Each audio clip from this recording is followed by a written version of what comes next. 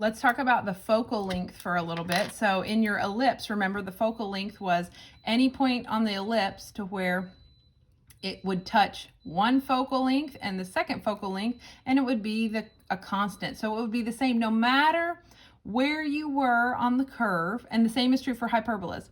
No matter where I am on the curve, if I draw a line and if I put a dot there and I draw a line from here to there to that focal length, and here to there to that focal length, guess what? It's always going to be a constant, okay?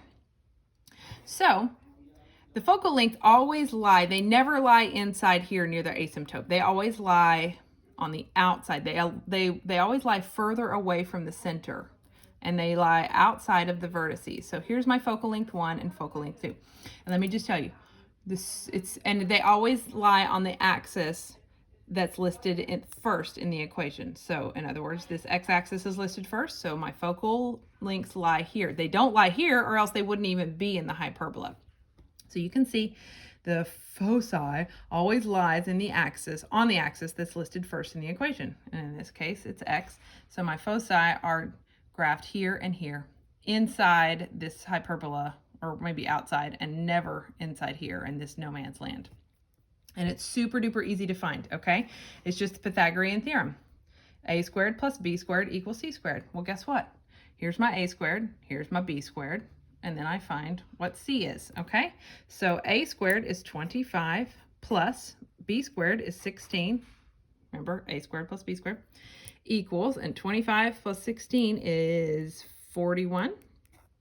So that's what c squared is. C squared equals 41. So in order to find what c is, I just have to take the square roots of both sides, and I get c equals plus or minus, because remember, anytime you take the square root, it's plus or minus the square root of 41. Now the square root of 41, let me do it on the little calculator, is, let's see, square root of 41 is 6.4. Okay, so c is going to be plus or minus 6.4. Okay, so remember we said that the vertices is 5, right? Because the square root of 25 is 5. And my focal length is going to be 6.4. So I'm just going to come 1 and, 0.4 past the 5 this way. And I'm going to come 1 and 1.4 this way past the 5 over here, past the negative 5. So that's where my focal length is going to be. So it's super easy to find your focal length. You're just going to say always this plus this equals c squared. A squared plus b squared equals c squared. This plus this equals that. And then you take the square roots, plus or minus this. And then if I needed the actual address, well, we know that it's going nowhere on the y-axis, right?